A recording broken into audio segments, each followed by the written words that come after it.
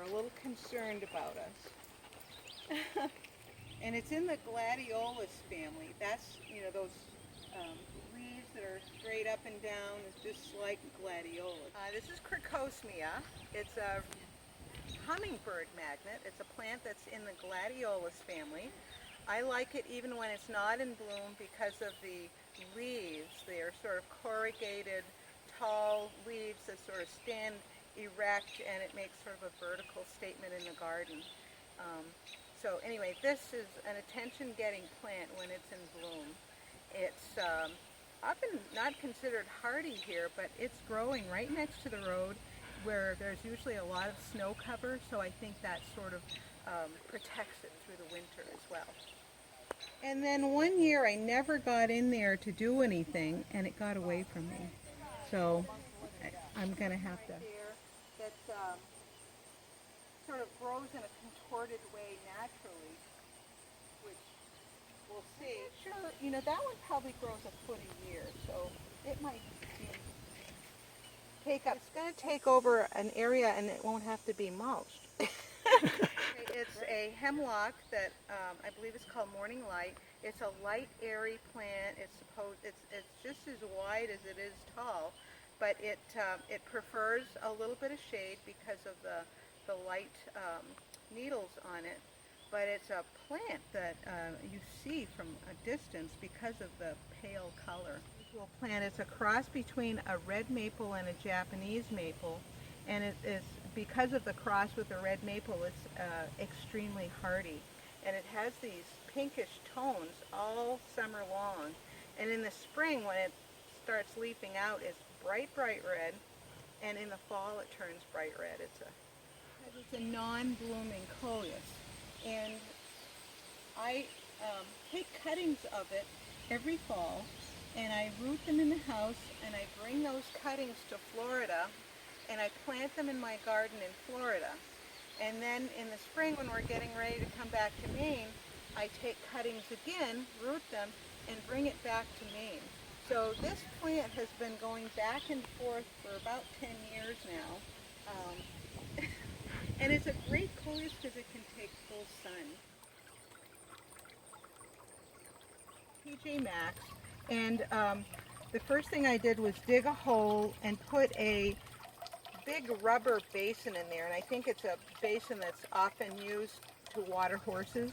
So that's sunk in the ground, and then inside of the basin I have a stool of sorts, and this is sitting on the stool, so I wanted it elevated somewhat.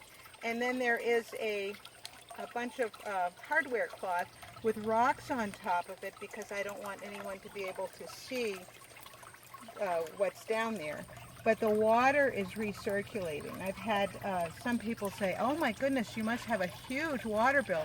But it's the same water that keeps recirculating all the time. There is a pump, in a submersible pump down there, and the wiring to power it all is, I just run under the rocks here. But yeah, it's a fun feature, and the birds visit this all the time. There's always a bird, particularly the yellow finches, the goldfinches are here.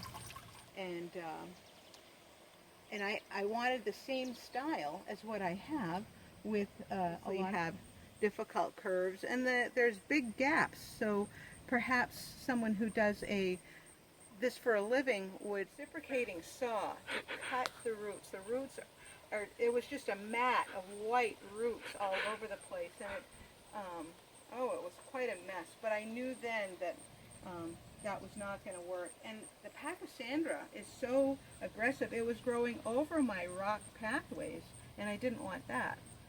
Little pieces from my other succulent bed.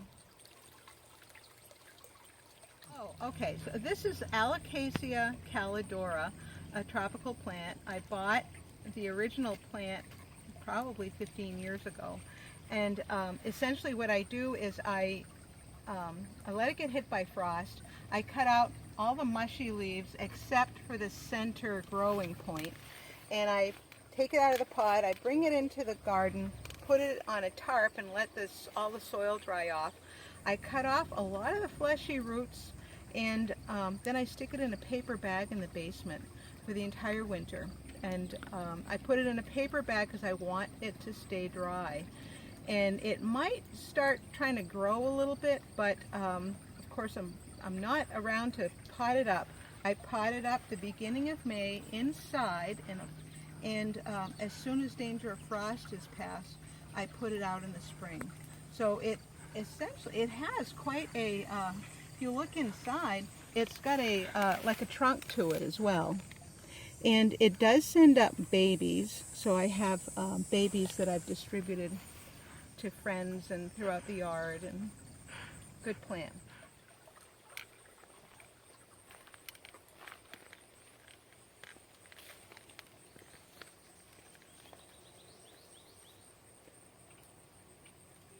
It's made of, wood construction, 2x4 construction, and there is polycarbonate, double thick polycarbonate. And so it supposedly gives you frost protection, quite a bit of frost protection. We take the front of the polycarbonate off in the spring when it warms up enough so that pollinators can get inside. And we do the same in the back, but in the back we do have screening because we want to limit how many of the wild creatures from the woods beyond that can get in there.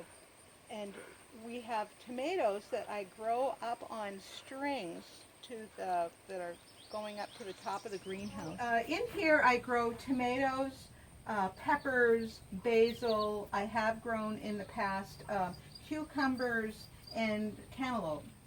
Interestingly, the cucumbers climb on the tomato plants, and I have had long, skinny cucumbers dangling from tomato plants, which for someone who's not a gardener gives them a little bit of a surprise. But all of the tomatoes are grown up on strings, and I hold them on with clips until they get to a certain point, and then they're all knitted together. They do go to the top of the greenhouse, so at some point I have to actually get a ladder in here to harvest tomatoes. I like growing two kinds of tomatoes. One is Big Beef. It's a nice big tomato that usually there's one slice is a whole tomato sandwich. And then the other one I grow is a Johnny selection, and it's called Red Pearl. And I particularly like them. It's like a grape tomato. Let me get one right here. It's a grape tomato. What I do is cut them in half and dehydrate them, and they sort of turn into a raisin. And they're wonderful. I have containers and containers of dehydrated tomatoes that I also put into the freezer because I'm not using a preservative. But they keep right until the next year. I even pack some in my suitcase and bring them to Florida for the wintertime, entire bags full of dehydrated tomatoes. And it's like a flavor burst. It really is a special thing. And these tomatoes are virtually seedless, so that makes that dehydration process just the best way to preserve them, I think. Asparagus, we had the biggest asparagus crop this spring. We ate a lot of asparagus. There's corn over here, I think. Yeah, the corn. I don't grow a lot of corn because we end up attracting critters from the woods. We have oh my goodness, I'm just looking at this.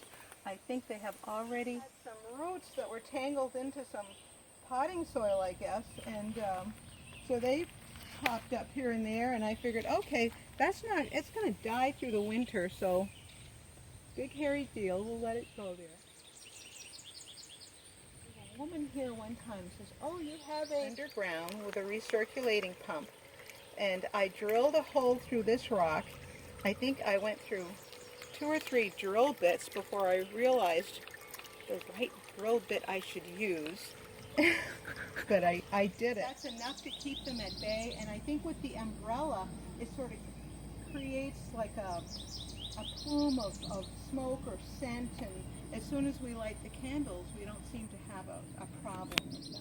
For a gardener, that's like a big gift. I want rocks for my birthday. When I turned 60, I got a pallet of rocks.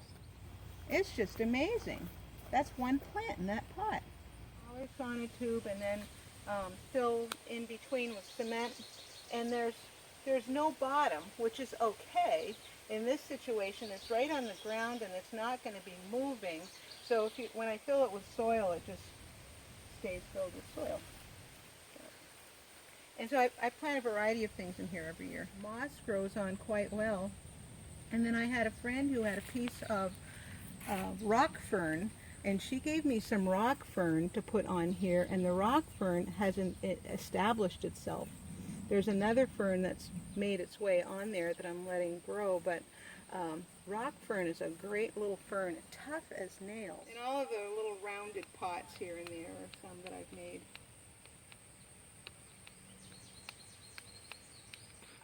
This is a rock that was brought here. A few years back, the town was doing construction in the street. They were replacing the water line and the sewer line. And as the guys were digging, they were hauling off huge rocks. And I thought, wow, those rocks would look really good in my garden. So one day I went up to them and asked, would you mind bringing me one of those rocks? He says, lady, he says, it's safer to do that than to haul them away. They were taking these big rocks and putting with a payload or putting them in dump trucks and hauling them away. So they started bringing me rocks. So I have rocks all over my yard. They'd show up, one after another. Where do you want this one? Where do you want that one? And it was funny. This one was so big. He says, once we put it down, it's not moving. So anyway, over time, they've all started to grow lichens and moss and look like they've always been here.